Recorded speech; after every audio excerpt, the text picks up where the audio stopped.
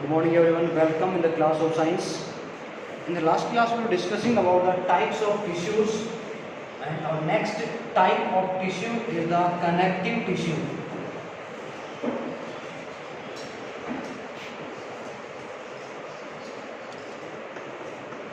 Connective tissues, one type of animal tissues. Some examples are here for connective tissues. First one, blood. Second one, bones. These are the connective tissues which are found in our body. These are animal tissues. Third one, tendon. Fourth one, ligament.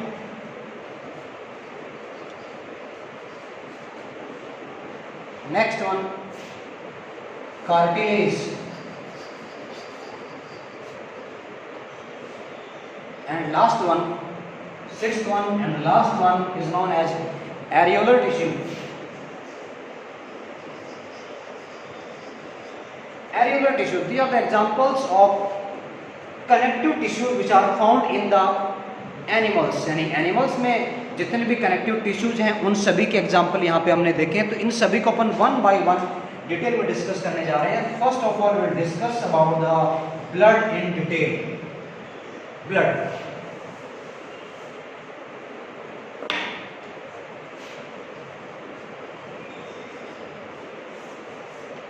the blood is known as the fluid connective tissue. The blood is known as the fluid connective tissue. Why it is known as fluid? Because maximum part of blood, how much? 55%. We will discuss about it later on. 55% part of blood is composed of plasma. In plasma more than 90% water is present. यानी blood का जो maximum part है वो plasma बनाता है, और plasma का 90% से भी ज़्यादा पार्ट जो है वाटर है, और उस वाटर की प्रेजेंस की वजह से ही जो ब्लड है वो लिक्विड फॉर्म में या फ्लूइड की फॉर्म में आ जाता है. कनेक्टिव क्यों कहा जा रहा है? देखिएगा, ब्लड की हेल्प से, और आप लोग जानते हैं ब्लड का फ्लो कहाँ पे होगा? ब्लड वेसल्स में.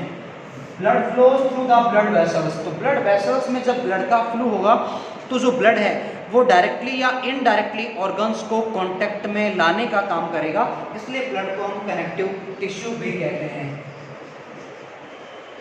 टिश्यू का मतलब बहुत सारे कॉर्पल्स यहाँ पे हैं, हम देखेंगे आरबीसीज भी हैं यहाँ पे, डब्ल्यूबीसीज भी हैं और प्लेटलेट्स भी यहाँ पे हैं. तो कॉर्पसल्स हैं, उनका ग्रुप प्रेजेंट है, उस ग्रुप की वजह से नाम दिया गया tissue. So we can say the blood is known as a fluid connective tissue. The blood is also known as the river of life. River of life. अगर ब्लड है बॉडी में तो पर्सन सर्वाइव करेगा, अगर blood नहीं है तो person survive नहीं कर पाएगा. Now the chemical composition.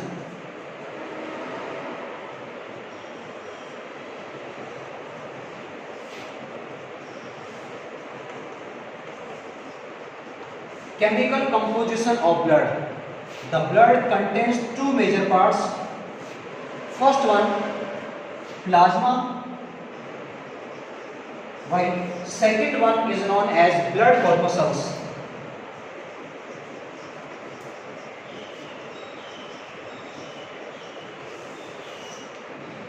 Major जो पार्ट है उसको हम कह रहे हैं प्लाज्मा, जो कि 55% पार्ट बनाता है. Rest of 45% part is composed of blood corpuscles. 45% part में प्रेजेंट होंगे ब्लड कॉर्पसल्स. बात करते हैं पहले प्लाज्मा की. देखिएगा 90 to 92% अप्रोक्सीमेटली मान के अपन चलते हैं कि 90 से ज़्यादा यहाँ पे प्रेजेंट होगा water. Plasma contains more than 92% water which gives the liquid nature to the blood. इसके बाद सेकंड जो यहाँ इंपॉर्टेंट पार्ट आता है प्लाज्मा का, उसमें प्रेजेंट होते हैं inorganic and organic substances. Inorganic and organic substances are found in the plasma. बात करें कौन कौन से इनऑर्गेनिक और ऑर्गेनिक सब्सटेंसेस होंगे, सुनिएगा ध्यान से. पहले बात करते हैं इनऑर्गेनिक. देखिए inorganic means those substances which lack the carbon atom. जिन सब्सटेंसेस में कार्बन एटम एब्सेंट होता है उनको हम कहते हैं इनऑर्गेनिक सब्सटेंसेस. जिनमें कार्बन प्रेजेंट होगा उनको हम कहते हैं ऑर्गेनिक सब्सटेंसेस. तो कौन से होंगे इनऑर्गेनिक वाले? जितने मिनरल्स हैं, हम मिनरल्स की बात करें, एग्जांपल की बात करें Na, Na+ की फॉर्म में बन जाएगा. बात करें Cl की, Cl माइनस की फॉर्म में होगा। कैल्शियम भी बोन्स में प्रेजेंट होता है। मैग्नीशियम भी जो नर्व्स हैं, न्यूरॉन्स उनमें नर्व इंपल्स में हेल्प करता है। तो ये सारे जो मिनरल्स हैं वो इन ऑर्गेनिक सब्सटेंसेस की फॉर्म में प्रेजेंट हैं। ऑर्गेनिक सब्सटेंसेस की बात करें, carbohydrates, fats, proteins, hormones, enzymes जो प्रेजेंट होते हैं वो सभी ऑर्गेनिक सब्सटेंसेस की हम बात करें कैटेगरी में इंक्लूड किए जाते हैं, जो कि प्लाज्मा का एक मेन इंपॉर्टेंट पार्ट बनाने में अपना रोल प्ले करते हैं। Second part 45% blood corpuscles. 3 types of blood corpuscles are there in the body of animals, basically in case of human beings. तो देखिएगा कौन कौन सी ब्लड कॉर्पस्कल्स हैं। First one RBCs. RBCs which are known as red blood corpuscles or erythrocytes. Second are known as WBCs, white blood corpuscles, and third are known as platelets. Third are known as platelets. RBCs, WBCs, and platelets are known as the blood corpuscles which form 45% part of the total blood. जो total blood है उसका 45% जो part है वो blood कॉर्पस्कल्स बनाती हैं। Okay,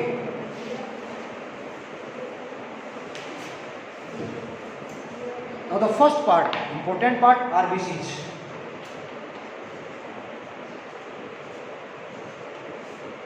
They are also known as red blood corpuscles.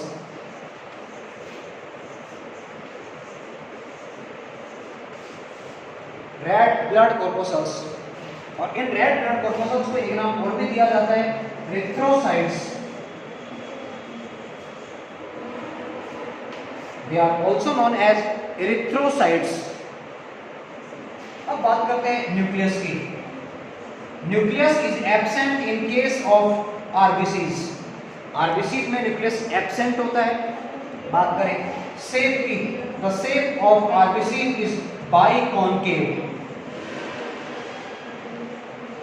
The shape of RBC is biconcave. What is the shape? What is biconcave shape? This shape is known as biconcave shape. Why the RBCs are biconcave in the shape? Circular क्यों नहीं है? Triangular क्यों नहीं है?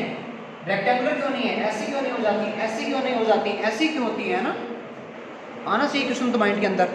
ऐसी क्यों होती है? इसका क्या बेनिफिट है? Now listen to me.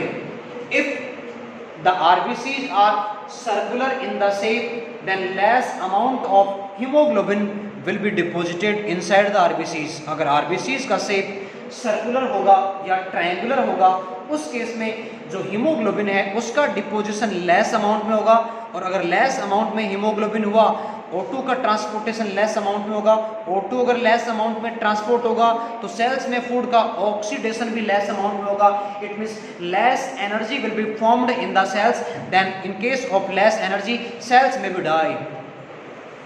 Sales में भी डाई, सेल्स की डेथ हो सकती है। तो उस डेथ को स्टॉप करने के लिए, सेल्स की एक्टिविटी को कंटिन्यू करने के लिए जो शेप है बाइकॉन्केव होगी। इसका बेनिफिट क्या मिलेगा?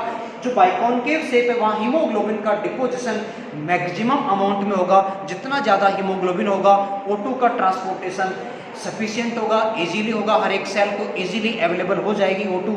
फूड का ऑक्सीडेशन इजीली होगा। उस केस में क्या होगा?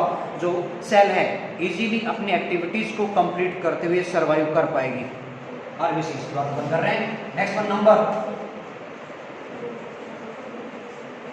Number of RBCs. देखिए मेल और फीमेल दोनों में आरबीसीज का जो नंबर है डिफरेंट होता है। पहले बात करते हैं मेल्स की। इन case of males the number of RBCs is 50 to 55 lakhs per millimeter cube। Listen again. In case of males, human males, the number of RBCs is 50 to 55 lakhs per millimeter cube, while in case of females, the number of RBCs is 45 to 50 lakhs per millimeter cube। ये difference क्यों है ना? Mail और female में RBC से जो difference है, ये डिफरेंस क्यों आया है? तो देखिए इसका एक रीजन जो सामने आता है वो क्या है? मेल्स फिजिकल वर्क ज़्यादा करते हैं। हालांकि मैं इस बात से बिल्कुल एग्री नहीं करता हूँ कि आप सोचेंगे सर ये कैसे डिफरेंस जो हो रहा है वो आप जो कह रहे हैं कैसे माने, हम तो बिल्कुल नहीं है सही। क्योंकि आज आप देखें फीमेल्स भी मेल के साथ इक्वल वर्क कर रही हैं, इवन मैं कहूँ ज़्यादा ही वर्क कर रही हैं। तो फिर डिफरेंस क्यों? तो ये गॉड ने किया है, जो भी किया है, तो हम उसमें कुछ नहीं कर सकते हैं। तो गिफ्ट ऑफ गॉड माना जाएगा और हमें इसको एक्सेप्ट करना ही पड़ेगा।